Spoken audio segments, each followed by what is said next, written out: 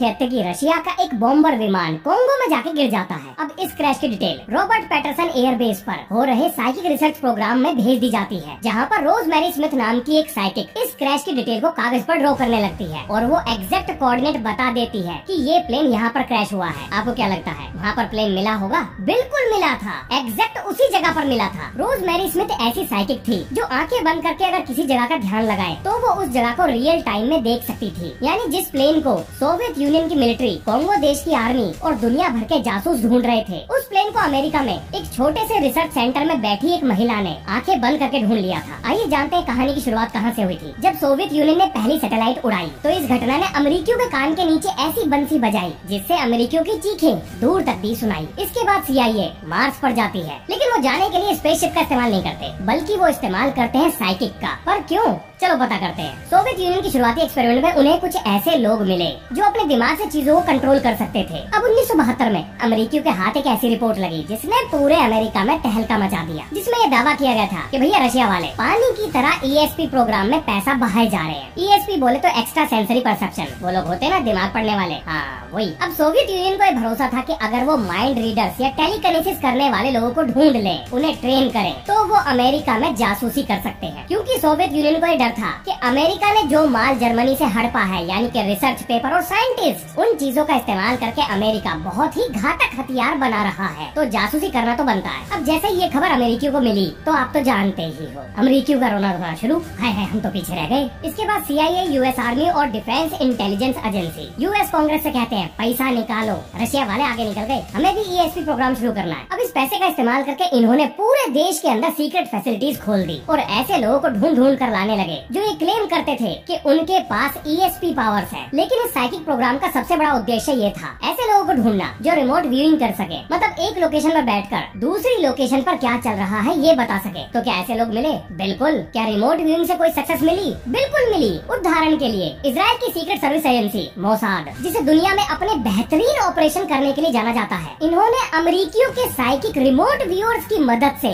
अपने अगवा करे हुए नागरिकों की लोकेशन का पता लगाया था। आपको क्या लगा ये मोसाद ने अपने दम पे किया था? भाई साहब, अमेरिका और इजराइल के बहुत गहरे रिश्ते हैं। सोवियत यूनियन की स्कड मिसाइल किसने ढूंढी, उनकी सबमरीन किसने ढूंढी, उनका क्रैश हुआ जहाज किसने ढूंढा, ये सब इन्हीं रिमोट व्यूअर्स ने ढूंढे थे। सब बताऊंगा। आपको याद होगा इस वीडियो की शुरुआत में मैंने आपको रोजमेरी स्मिथ के एक्सपेरिमेंट के बारे में बताया था, जिसने रॉबर्ट पैटरसन एयरबेस में ध्यान लगाकर सोवियत यूनियन का क्रैश हुआ प्लेन ढूंढा था। इस एक्सपेरिमेंट की सफलता के बाद CIA को ऐसा लगा कि उनके हाथ बहुत ही खास चीज लग गई है और उन्होंने फिर इस तरह के एक्सपेरिमेंट में अंधा पैसा डालना शुरू कर दिया और 1978 में शुरुआत होती है प्रोजेक्ट स्टारगेट की। इस प्रोजेक्ट की पूरी फंडिंग का जिम्मा US army, defence intelligence agency और साइंटिफिक रिसर्च इंस्टीट्यूट यानी SRI के जिम्मे आया था और 1995 में इस प्रोजेक्ट को बंद कर दिया गया क्योंकि इससे जुड़ी हुई सीक्रेट रिपोर्ट्स पब्लिक डोमेन में लीक हो गई थी। लेकिन 23 साल चले इस प्रोजेक्ट में ऐसे एक्सपेरिमेंट किए गए और ऐसी चीजें हासिल कर ली गई जिन्हें आम लोगों की नजरों से बिल्कुल छुपा कर रखा गया था। अब देखो यहाँ पर आप ये कह सकते हो कि 1978 और 1995 में तो सिर्फ 17 साल का ही गैप है, तो मैं इसे 23 साल क्यों कह रहा हूँ? देखिए ये चीज मैं नहीं कह रहा हूँ, जो रिसर्च डॉक्यूमेंट मैंने पढ़े उसमें जो इस प्रोजेक्ट की टाइमलाइन दी हुई है वो 23 साल ही है। अब वो क्यों है, कैसे है, इसकी जानकारी उसमें नहीं लिखी थी, तो मैंने भी 23 साल ही बोला। अब मैं सबसे पहले आपको ये बताता हूँ कि इस प्रोजेक्ट के अंदर रिमोट व्यूअर्स ने कौन कौन सी चीजें बिल्कुल 100% एक्यूरेटली बताई थी और उसके बाद आपको ये बताऊंगा कि CIA मार्स पर कैसे गया। 1974 में एक रिमोट व्यूअर ने सोवियत यूनियन की न्यूक्लियर टेस्टिंग साइट के एग्जैक्ट कोऑर्डिनेट CIA को दे दिए थे। सितंबर 1979 में नेशनल सिक्योरिटी काउंसिल स्टाफ ने एक रिमोट व्यूअर से सोवियत सबमरीन के बारे में पूछा जो कि उस समय अंडर कंस्ट्रक्शन थी और रिमोट व्यूअर ने बताया कि सोवियत यूनियन ने 18-20 मिसाइल ट्यूब वाली एक बड़ी सी सबमरीन लगभग बनाकर तैयार कर ली है जो अगले 100 दिन के अंदर लॉन्च होने वाली है। और कमाल की बात ये थी कि 120 दिन बाद नई सबमरीन की रिपोर्ट्स भी सार्वजनिक कर दी गई। दिसंबर 1981 में US आर्मी ऑफिसर जेम्स ली डोजियर इटली के एक गुरिल्ला ग्रुप यानी इटालियन रेड ब्रिगेड के द्वारा किडनैप कर लिए जाते हैं और 42 दिन बाद इन्हीं रिमोट व्यूअर्स की मदद से उनकी लोकेशन का पता लगाया जाता है। 1986 में लीबिया की बॉम्बिंग से पहले गद्दाफी का पता भी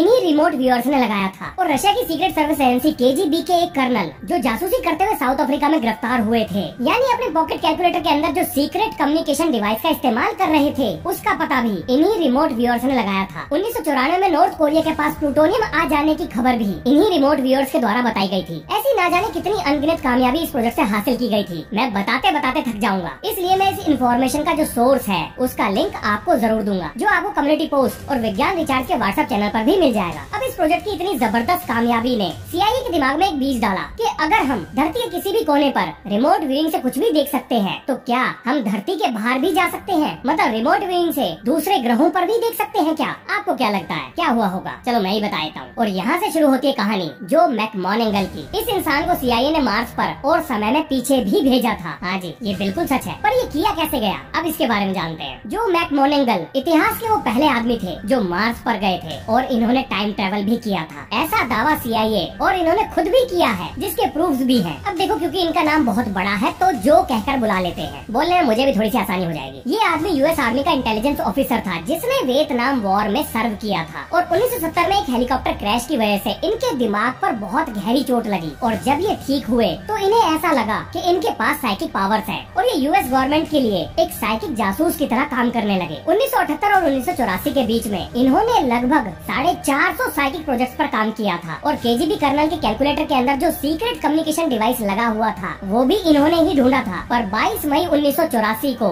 जो हुआ उसने सब कुछ बदल दिया। मिस्टर जो एक और रिसर्चर के साथ एक सीक्रेट फैसिलिटी में एक कमरे के अंदर बैठे थे। इसके बाद उन्हें एक लिफाफा दिया जाता है और कहा जाता है कि इस लिफाफे को आप नहीं खोलेंगे। फिर उन्हें कुछ ज्योग्राफिक कोऑर्डिनेट दिए जाते हैं और उनसे पूछा जाता है कि आपको क्या दिखाई दे रहा है। वैसे तो चीजों को मैं बहुत अच्छे से डिस्क्राइब कर सकता हूँ, लेकिन मैं सोच रहा हूँ क्यों ना मिस्टर जो की ही आवाज आपको सुनवा दूँ, उनकी कहानी उन्हीं की जुबानी। Alright, using the information in the envelope, please focus on 40.89 degrees north, 9.55 degrees west. I want to say it looks like, I don't know, it sort of looks like pyramids. It's very high. Okay. I'm seeing, it's like a perception of a shadow of people. Very, very tall, thin. It's only shadow. It's as if they were there and they're not there anymore. Go back to a period of time where they are there. It's like I get a lot of static on the line and everything. It's breaking up all the time.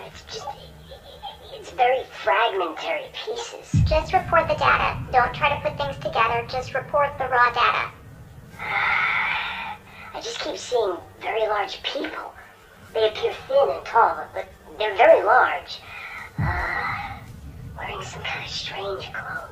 इसके बाद उन्हें दूसरे coordinate दिए जाते हैं जिसकी information CIA ने आप सही हो छुपा ली। वो वाली जानकारी पब्लिक डोमेन में नहीं है। उन्होंने वहाँ पर पिरामिड्स भी देखे, बड़े बड़े स्ट्रक्चर देखे, और पिरामिड से मेरा मतलब पिरामिड जैसे स्ट्रक्चर, एग्जैक्ट पिरामिड नहीं। इसके साथ साथ वहाँ पर स्टॉर्म शेल्टर भी बने हुए थे, वही शेल्टर जो तूफान से बचने के लिए बनाए जाते हैं, स्टॉर्म शेल्टर्स। उन्होंने जो लोग वहाँ पर देखे थे उनका कहना था कि ये लोग धीरे धीरे मर रहे हैं, या ये भी कह सकते हैं कि इनका ग्रह धीरे धीरे खत्म हो रहा है। इसके बाद उनका विजन फेड हो जाता है, यानी कि वो धीरे धीरे अपनी आंखें खोलते हैं और जब एनवलप को वो फाड़ते हैं तो उसके अंदर लिखा था the planet Mars and time of viewing is 1 million BC। यानी कि मिस्टर जो को जो कोऑर्डिनेट दिए गए थे और जिस टाइम में उन्हें मार्स पर विजिट करने के लिए कहा गया था वो समय था 1 मिलियन BC का, और वो ग्रह था मार्स यानी मंगल ग्रह। और उन्होंने जो भी देखा वो 1 मिलियन BC में मंगल ग्रह की हालत थी। अब देखिए, आपको सुनने में हो सकता है ये सारी चीजें बहुत ज्यादा ऊट पटांग या अजीब लगे, पर सच तो ये है कि इनमें से एक भी जानकारी मेरे द्वारा तो नहीं बनाई गई है। ये सारी की सारी जानकारी आपको प्रोजेक्ट स्टारगेट के जो डॉक्यूमेंट्स पब्लिकली अवेलेबल है उनमें पढ़ने को मिल जाएगी, जिसे आप बड़ी आसानी से पढ़ सकते हो। ज्यादा डॉक्यूमेंट नहीं है, बस 12 मिलियन, बोले तो 1 करोड़ 20 लाख पेज, बस इतने ही है। मजाक नहीं कर रहा हूँ, इतने ही हैं। मिस्टर जो के रिटायर होने के बाद उन्हें लीजन ऑफ मेरिट का अवार्ड दिया गया था और आर्मी के लिए बिना कुछ हासिल किए तो ये अवार्ड ना मिलने वाला। मिस्टर जो ने बहुत सारी किताबें लिखी हैं, बहुत सारे लेक्चर्स दिए हैं और इंगो स्वान भी इसी प्रोजेक्ट का हिस्सा थे, जिनके ऊपर वीडियो मैंने इस वीडियो से पहले बनाई थी। अब इन पेजों को देखकर साफ साफ लगता है कि आपको यकीन हो या ना हो, लेकिन US गवर्नमेंट को साइकिक प्रोजेक्ट पे पूरा यकीन था, और क्या पता आज भी हो, हमारी नॉलेज से बाहर हो। तो इसी नोट के संग ये है इस वीडियो का अंत। मिलते हैं नेक्स्ट वीडियो में। जय हिंद, जय भारत।